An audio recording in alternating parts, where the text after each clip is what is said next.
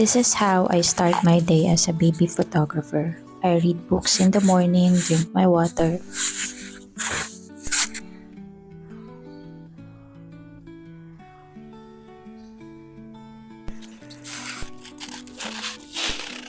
Then I drink my coffee before I go out. Every morning, naglalakad ako papuntang palengke or market sa labas ng Lancaster. Yeah, I know, mas malayo siya. Para rin magkaroon ako ng exercise, cardio, or maarawan din.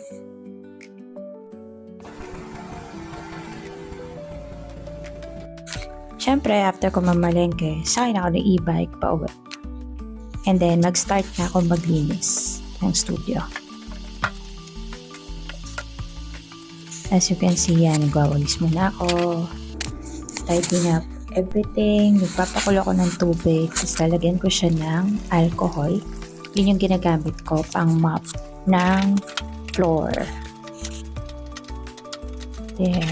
So, dalawang mop ang ginagawa ko. Dalawang pasada ginagawa ko every morning.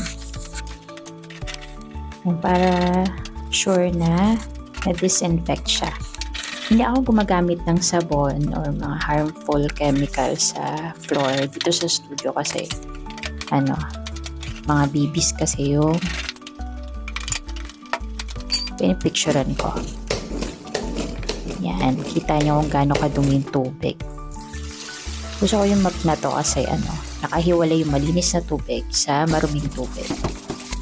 So sobrang linis nung map. Siyempre, linisan ko yung pinagtapunan ng tubig. Tapos last na pasada ko is mop din, then alcohol ulit. Para siguradong malinis at disinfected.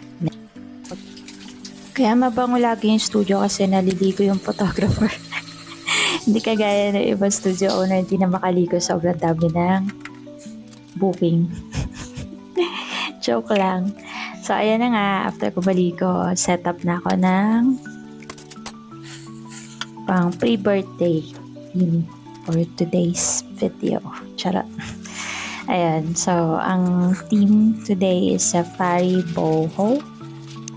Kasi baby girl siya. Ayan, set up ako ng backdrop. Tapos, namimili na ako ng color ng balloons na babagay sa theme. Tapos papaluboyin ko siya isa-isa. Ayoko nung auto